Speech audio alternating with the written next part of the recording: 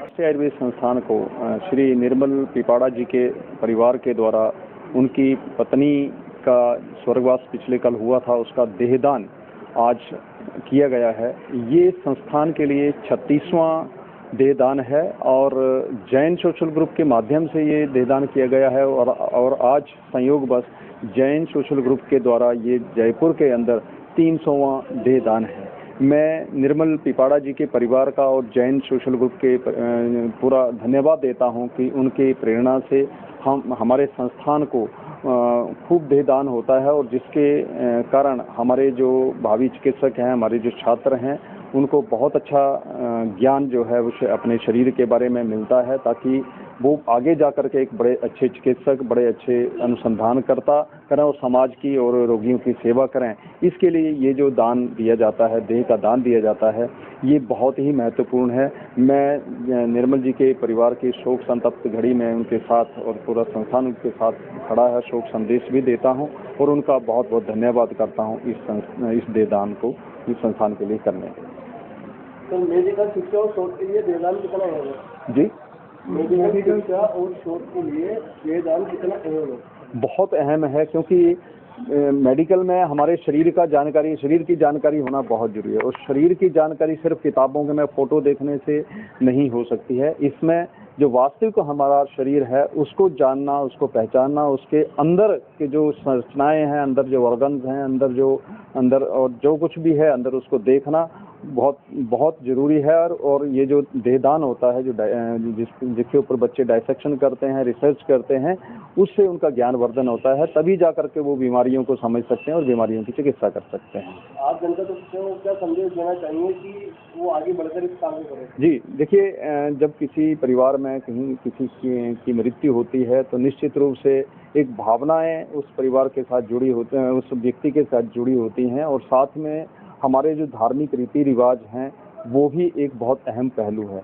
उन सबसे ऊपर उठ करके देहदान करना एक बहुत बड़ा निर्णय परिवार के द्वारा या मृत व्यक्ति जो अपने स्वैच्छिक देहदान कर जाते हैं उनके द्वारा एक बहुत बड़ा निर्णय होता है। और मैं जनता से निवेदन करूंगा कि देहदान में आगे आएं और जो चिकित्सा जगत में चिकित्सा के जितने संस्थान हैं वहाँ पर देह की जो कमियां महसूस की जा रही हैं वो देहदान के माध्यम से उनको हम पूरा कर सकते हैं और अपने चिकित्सकों को बहुत ज्ञानवान और बहुत स्किल्ड हम बना सकते हैं। आपका नाम?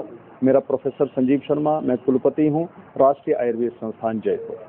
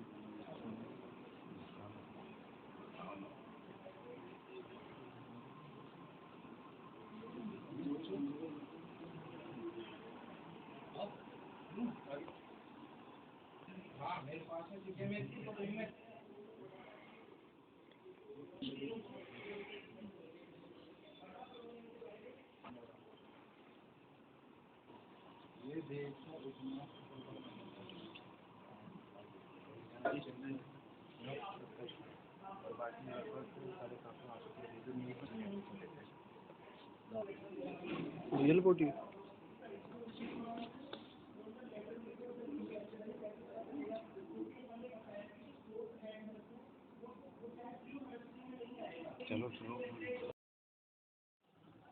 सर, आज जो 300वां देहदान यहाँ पर किया गया है, क्या कुछ उसके लिए कहना चाहेंगे?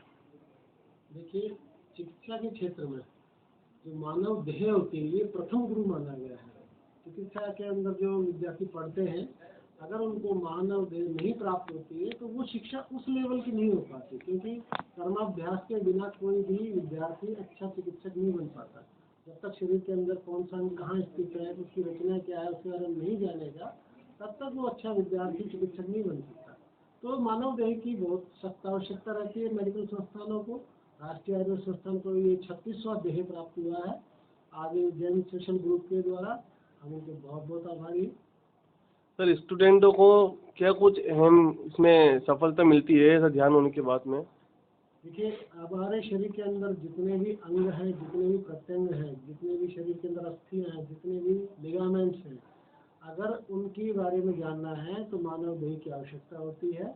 इसको किसी भी दूसरे माध्यम से वो अनुभव नहीं कराया जा सकता। आज के तारीख में वर्चुअल मीडिया वगैरह बहुत सारी चीज़ें हैं, लेकिन जब तक एक्चुअल कैडावर नहीं मिलता, जब तक एक्चुअल मानव देह नहीं मिलता, तब तक चिकित्सा के विद्यार्थी को वो अनुभव नहीं होता है कि कौन सी स्ट्रक्चर्स को वो किस तरह से भविष्य में ट्रीटमेंट करेगा। आज भी लोगों के अंदर एक धार्मिक मान्यता के हिसाब से या किसी भी चीज़ को अपन लेके चलते हैं तो देह दान करने के प्रति जागरूकता नहीं है।